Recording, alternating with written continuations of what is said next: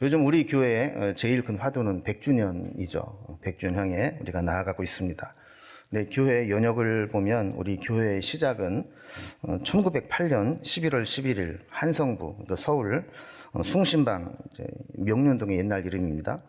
여기에서 이제 권일두 선교사님, 원래 이름은 이제 그린필드라는 선교사님이 이석진 조사님과 함께 파송되어서 대한예수교 장로회 연동교회 숭신 예배처소로 전도를 시작하면서 교회가 시작됐습니다. 만약에 이 날을 우리 교회의 기점으로 삼는다면 100주년은 이미 2008년도에 지나가게 된 거죠. 그런데 그 후 1927년 6월에 오천영 목사님을 일대 목사님으로 모시고 연동교회로부터 완전 독립하게 되었고, 같은 해 7월 28일 1회 당회로 모임을 가지면서 정식 교회 설립을 했습니다. 그래서 1927년 7월 31일 숭신 예배 처소로 숭이동 교회라 명칭하고 독립교회로 설립이 됩니다.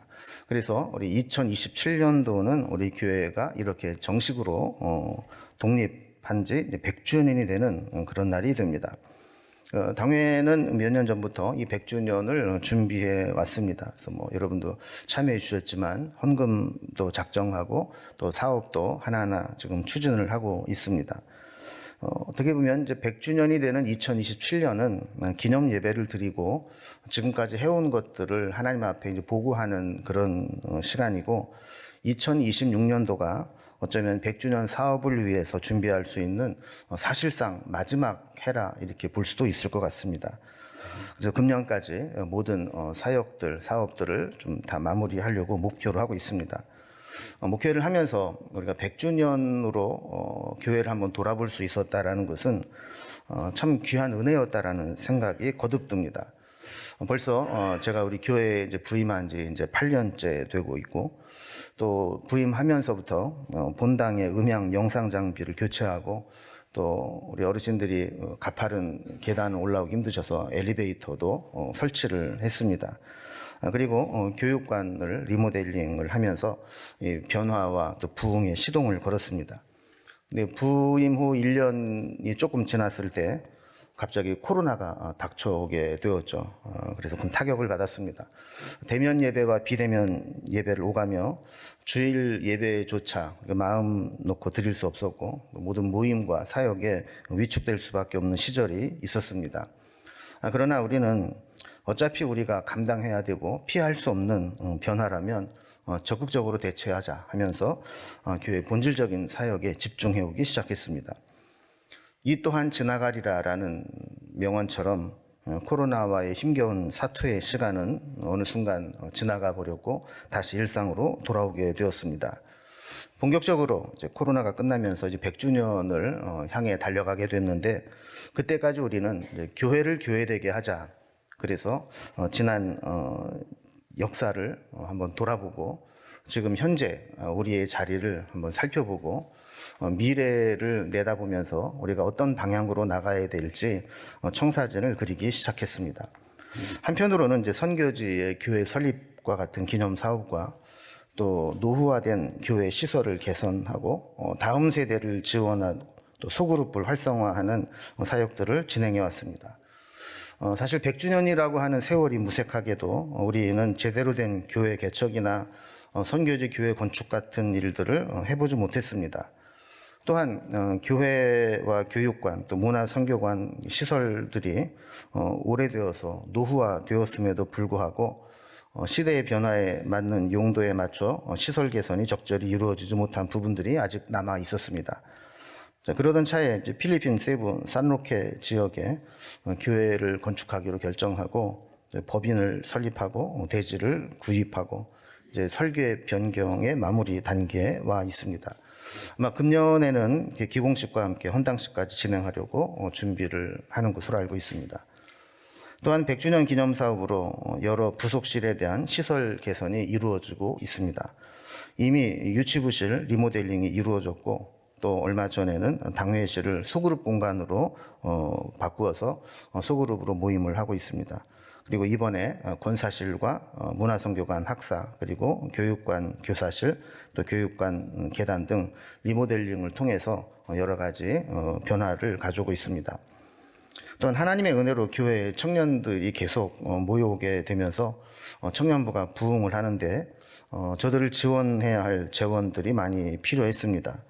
아직은 직장인보다는 학생들이 많다 보니까 청년들이 계속 늘어날 때 그들을 지원하는 게 좀 버겁게 느껴지는 행복한 고민을 하게 되었습니다. 그러니까 다른 교회는 청년들이 없어서 고민인데 우리는 청년들이 감당하기 버거울 정도로 몰려와서 그들을 지원하는데 이제 힘겨워지게 된 거죠. 그래서 가끔 그런 생각을 합니다. 이게 정말 축복이고 감사한 일인지 아니면 우리가 좀 고민이고 벅찬 것인지 헷갈릴 때가 있다 하는 생각을 하기도 합니다. 이 모든 사역들에는 사실 재정이 다 들어가는 일인데 감사하게도 우리가 이 일을 위해서 100주년 기념 헌금을 작정하고 드리면서 차근차근 진행이 되고 있습니다. 돌아보면 100주년 기념 사업이 아니었다면 엄두도 내기 힘들었던 일들인데 이런 일들을 계획하고 또 준비하고 또 성도님들이 협조해 주셔서 여기까지 오게 된 것이 얼마나 감사한지 모릅니다. 또 한편으로는 이제 목회적으로 돌아볼 때 이 교회의 5대 사명을 근거로 해서 우리의 신앙을 한번 점검해 보자 하는 마음이 있었습니다. 일반적으로 신학적으로 교회의 5대 사명 그러면 예배, 또 교육과 양육, 그리고 또 선교, 전도, 교제, 그리고 봉사 이런 것들을 5대 기능 또 5대 사명이라고 부르게 됩니다. 여러분 최근에 육각형 인간이라는 개념이 있는데 혹시 들어보셨나 모르겠습니다. 결점 없이 균형 있는 완벽한 조건을 갖춘 인간을 만들어 가도록 개발한다. 이게 육각형 인간입니다. 그러니까 학벌도 좋고 외모도 뛰어난데 성격까지 좋고 또 태생적으로도 금수저를 물고 그러면 후천적으로도 자기 개발을 통해서 완벽함을 추구해가는 뭐 하나 빠질 데 없는 그런 사람을 추구하며 개발하는 이제 트렌드를 나타내는 말입니다. 근데 교회도 좀 그런 육각형 교회가 되면 좋겠다 하는 생각이 듭니다. 이런 교회의 가장 기본적인 그런 기능들, 사명들이 어느 것 하나 빠지지 않고 다 균형 있게 이루어지는 그런 교회가 되면 좋겠다 하는 것이죠. 그래서 예배와 양육, 봉사, 교제, 선교 이 모든 기능들을 한번 우리가 점검해 보면 좋겠다 해서 작년 2025년도에는 말씀과 기도와 교제로 세워가는 교회 이런 표를 통해서 우리가 내적으로 예배와 기도 또 교제가 잘 이루어지고 있는지, 금년에는 이제 양육과 봉사와 선교로 세워가는 교회. 그래서 좀 지경을 좀 외향으로 넓혀서 우리가 봉사도 하고 또 양육도 받고 또 선교의 지경을 넓혀가는 그런 교회가 되고 있는지 점검해 보려고 합니다. 그리고 100주년이 되는 2027년도에는 전통을 넘어 비전을 향해 가는 교회. 그래서 이 100주년이라는 것을 발판으로 해서 새로운 비전을 향해 나아가는 교회가 되면 좋겠다 하는 그런 내용의 표입니다. 늘 강조하는 거지만 우리의 목표는 100주년 행사가 아닙니다. 100주년 이후에 우리 교회를 준비하는 것이 100주년의 가장 중요한 의미입니다. 아무리 100주년 행사를 화려하게 했어도 그 이후에 점점 쇠퇴하고 침체한다면 그게 무슨 의미가 있겠습니까? 100주년을 기점으로 해서 우리가 영적으로 재도약할 수 있고 다음 세대가 세워지며 멋지게 세대 교체를 이루어내고 우리의 믿음과 신앙의 정성기를 이룰 수 있다면 100주년은 그냥 단순한 기념 행사의 의미를 넘어서 교회의 영적 생명력을 불어넣는 소중한 기회가 될 것입니다. 사도행전에 나오는 초대교회의 대표적인 두 교회 모델이 있습니다. 하나는 예루살렘 교회고 또 하나는 안디옥 교회입니다. 예루살렘 교회가 기독교회를 태동시킨 모든 교회 어머니 교회로 교회 모체 역할을 해왔다면 안디옥 교회는 바울과 바나바를 선교사로 파송하면서 이방인 선교를 시작하고 지원한 선교의 전초기지 역할을 했습니다. 이 두 교회의 모델처럼 건강한 교회는 예루살렘 교회와 같은 모습도 갖추어야 되고 또 안디옥 교회와 같은 모습도 갖추어야 합니다. 예루살렘 교회는 내부적으로 성령이 충만하고 은혜가 넘치고 부흥을 경험하는 교회였습니다. 또한 서로 가진 것들을 내놓아 유무상통했던 이상적인 공동체를 형성했습니다.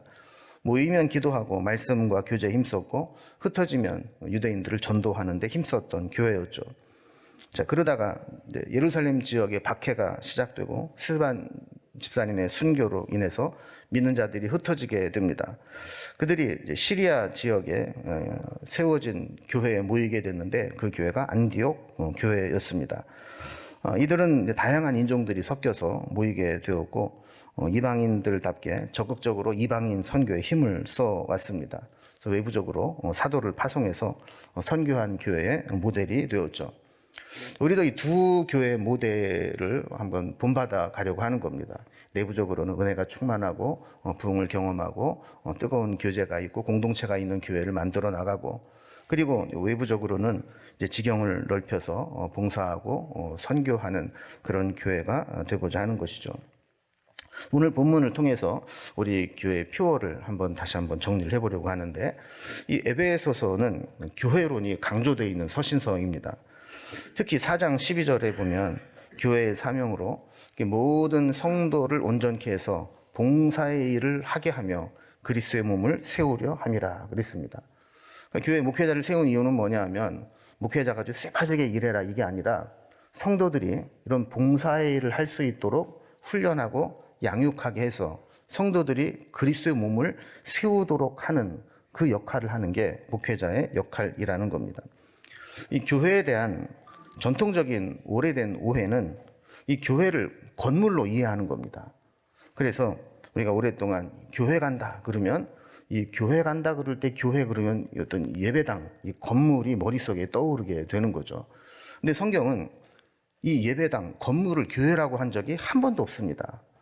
그리스도를 머리로 해서 거기에 속해 있는 성도들의 모임을 교회라고 했지, 이 건물이 교회가 아니라는 겁니다. 그래서 우리도 이 성경이 말씀하고 있는 그리스도의 몸으로서의 이 교회, 이것이 어떤 의미를 가져야 하는지를 오늘 교회 표어를 통해 살펴보려고 하는 겁니다. 그러면 그리스도의 몸으로서의 교회는 어떤 역할을 해야 되는가? 첫 번째로 그리스도의 장성한 분량까지 자라가야 한다는 겁니다. 이게 이제 양육의 사명이죠. 살아있는 생명체는 자라나야 합니다. 생명체에게는 성장의 사명이 있습니다. 그래서 13절 말씀해 보면 그리스도의 장성한 분량이 충만한 데까지 이르리니, 그리스도의 장성한 분량까지 성장해야 된다는 겁니다.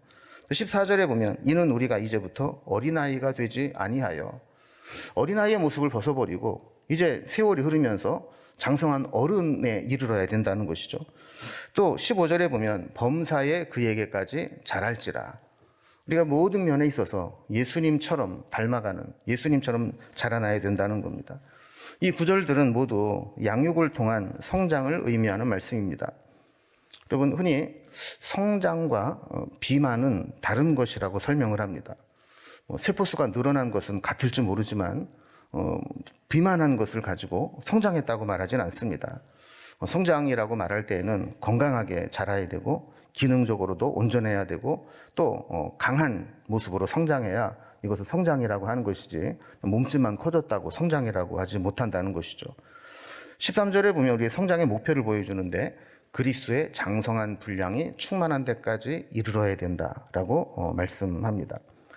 이 세상적인 기준으로서의 성장은 모이는 숫자가 많아지고 예산이 늘어나고 또 건물이 커지고 그럼 성장했다고 하지만, 이 교회의 본질로 본다면 진짜 성장은 교회의 구성원들이 얼마나 그리스도의 장성한 분량이 충만한 데까지 이르렀는지, 얼마나 성도들이 예수님을 닮아가고 예수님처럼 살아가고 있는지, 이것으로 성장했느냐 안 했느냐가 구분되는 겁니다. 그래서 앞부분에 보면 하나님의 아들을 믿는 것과 아는 일에 하나가 되어 그랬습니다. 그러니까 성장한 사람들은 믿음과 지식과 행함이 일치해야 된다는 것이죠. 이렇게 장성한 분량에 이르는 것이 우리의 사명이라는 겁니다. 14절에 보면 성장의 과정을 우리에게 설명해 줍니다. 누구나 태어날 때는 갓난아이로 또 어린 시절을 보내서 어른으로 성장하게 됩니다. 우리가 세월이 흐르면 이제 더 이상 어린아이의 모습이 아니라 성장한 모습을 보여야 된다는 겁니다. 그래서 어린아이의 모습을 설명합니다. 사람의 속임수와 간사한 유혹에 빠져 온갖 교훈의 풍조에 밀려 유동하기 쉬운 그런 흔들리는 연약한 모습을 어린아이의 모습 속에 보게 되는데, 성장하면 이런 모습을 극복해야 된다는 거죠. 후안 카를로스 오르티즈 목사님의 제자입니까? 라는 책에 보면 그리스도인들이 성숙한 제자로 자라지 못하고 영적 어린아이 상태에 머물러 있는 모습을 날카롭게 비판하는 것을 보게 됩니다. 그러니까 교회가 어떻게 보면 어린아이들만 잔뜩 모아놓은 유치원이나 신생아실처럼 돼서는 안 되고 여기서 훈련받아서 제자로 열매 맺는 신앙이 되게 해야 된다라고 강조하는 겁니다.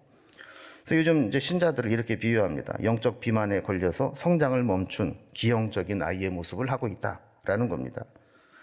많은 사람들이 말씀을 듣고 또 설교 좋은 곳, 말씀 좋은 곳 찾아다니면서 머리와 귀는 커질 대로 커졌지만 삶으로 실천하지 못하는 영적 비만의 상태에 있다는 거예요. 모든 게 다 마찬가지죠. 먹기는 디립다 많이 먹는데 운동을 안 하고 있으면 살이 찌고 비만이 되는 겁니다. 영적으로도 지식은 많아지는데 거기에 맞게 순종하고 헌신하고 봉사하지 못하면 결국 기형적인 영적 비만에 걸리게 되는 겁니다. 그래서 이분은 재미있게 표현을 했는데 기저귀를 차고 있는 어른과 같다 그랬어요. 외형적으로는 어른의 모습을 가지고 있지만 여전히 제대로 가리지 못해서 기저귀를 차고 있는 것과 같은 언밸런스한 그런 모습이라는 것이죠.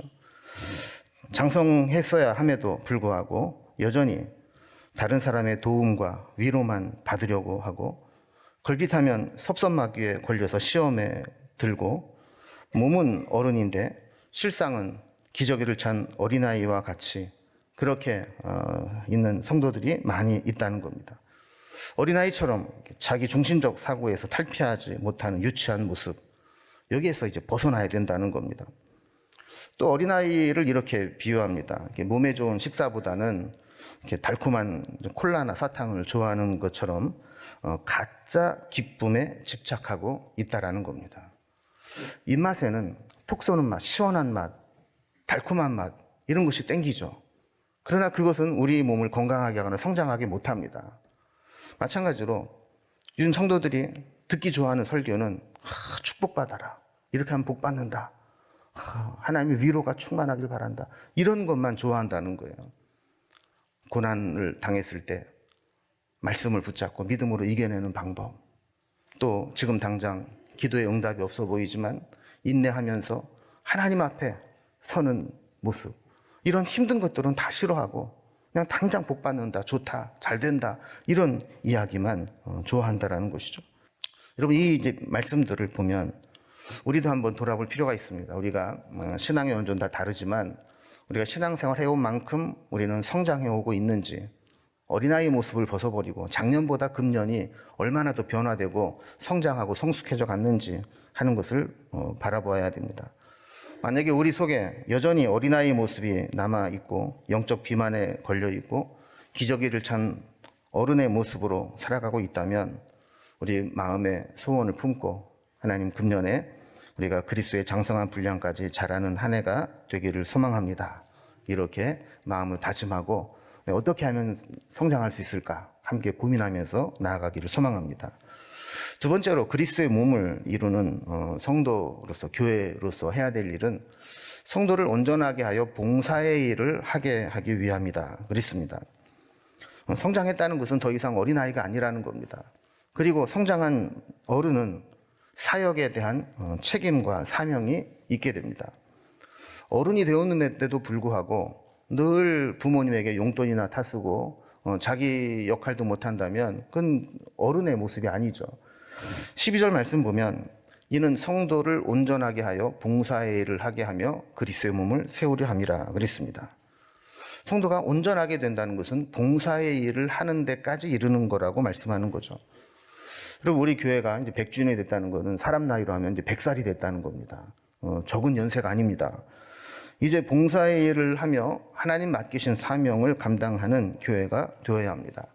뿐만 아니라 우리 역시 가정에서나 직장에서나 교회에서나 하나님 맡겨주신 사명과 직분에 합당한 책임을 감당해야 됩니다. 하나님은 교회를 몸에 비유했고 성도는 그 몸을 이루는 지체로 설명을 했습니다. 그럼 몸은 몸에 우리가 어느 부분이든 어느 한 부분이라도 정상적으로 작동하지 못하고 기능을 중단하면 생명에 큰 위험이 되는 겁니다. 마찬가지로 건강한 삶이라고 하는 것은 몸의 모든 부분이 정상적으로 작동하고 유기적으로 활동하는 것을 의미하는 것이죠. 그렇다면 교회도 모든 사람들이 함께 건강하게 자기 역할을 다 감당할 때 건강한 교회가 되는 겁니다. 16절에 보면 그에게서 온 몸이 각 마디를 통하여 도움을 받음으로 연결되고 결합되어 각 지체의 분량대로 역사하여 라고 했습니다. 우리 머리 대신 그리스도께 붙어있는 우리 각 지체들이 이렇게 건강하게 자기 기능을 다하고 연결되어서 유기적으로 함께 연합하게 될 때 건강한 교회가 된다는 겁니다.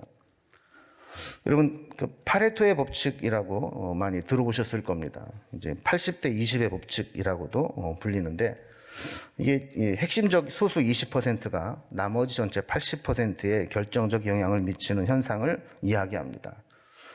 좀 불균형을 나타내는 법칙입니다.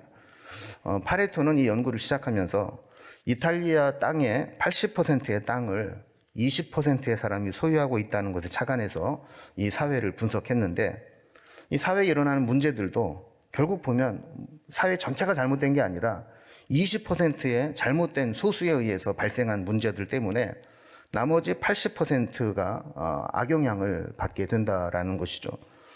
또 백화점 같은 곳에도 매출의 80%는 20%의 VIP 고객이 올리고 있어서 기업의 입장에서도 그 20%의 충성된 VIP 고객을 집중적으로 관리하게 된다는 겁니다. 근데 이게 교회에도 이런 경향이 일어나게 됩니다.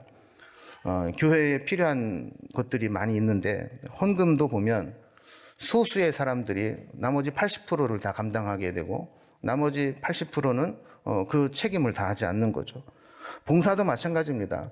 20%의 헌신된 성도가 교회의 80%의 일들을 감당하게 되면서 일하는 사람들은 늘 지치고 탈진되고 내년에는 못해요, 이런 마음이 목까지 막 차오르는데 그냥 참고 견디고 하고 있는 그런 상황인 거죠. 그래서 이런 교회는 사실 건강한 교회가 아닙니다. 여러분, 우리가 금년에 한번 좀 돌아봅시다. 여러분은 이 20%에 속해 있습니까? 아니면 80%에 속해 있습니까? 이제 우리에게 맡겨주신 사명, 성장한 성숙한 성도로서 사명을 감당하는 한 해가 될 수 있기를 주님의 이름으로 기원합니다. 마지막으로 그리스도의 몸을 이루는 교회는 그 몸을 자라게 하여 사랑 안에서 세우는 이 선교의 역할도 감당해야 된다는 겁니다. 성장했다는 것은 우리가 내적으로 자라는 것도 있고 외모가 자라는 것도 있지만 또 그의 활동 영역이나 능력이 자라는 것도 포함이 됩니다. 우리가 자라났다라고 하는 것은 우리 교회를 통해서 하는 일들이 성장하고 자라나고 확장되어야 한다라는 겁니다. 성장의 최종 목적은 주님께서 명하신 지상명령, 땅끝까지 복음을 전하는 것, 그리스도의 몸을 세상에 세우는 것, 선교의 사명을 감당하는 것으로 이루어지게 되는 겁니다. 그래서 16절 뒷부분에 보면 그 몸을 자라게 하여 사랑 안에서 스스로 세우느니라. 우리 교회 연역에서도 우리가 알 수 있듯이 우리 몸을 자라게 하는 것, 세운 것은 초창기에 그린필드 선교사님 같은 선교사님이 이 조선 땅에 와서 헌신하고 교회를 세웠기 때문에 가능해진 일이었습니다. 이제는 우리가 그런 지경을 넓혀서 하나님의 교회를 세우는 역할을 감당해야 된다라는 것이죠. 금년도 우리 교역자 수련회를 통해서 이제 금년 사역을 준비하면서 우리 2026년은 교회가 힘차게 이륙하는 해가 되면 좋겠다 하는 이야기를 했습니다. 그 26년 그 이름도 좋잖아요. 그래서 우리 모든 삶에 있어서 26년에는 이륙하는 한 해가 되기를 소망합니다. 새해 우리 오늘 말씀과 같이 함께 양육과 봉사와 선교로 세워가는 교회가 되기를 위해서 우리가 함께 한 마음으로 한 비전을 품고 나아갔으면 좋겠고, 우리의 삶과 또 사역에도 힘차게 재도약해서 우리가 원하는 목적지까지 지치지 않고 달려가는 한 해가 될 수 있기를 주님의 이름으로 기원합니다.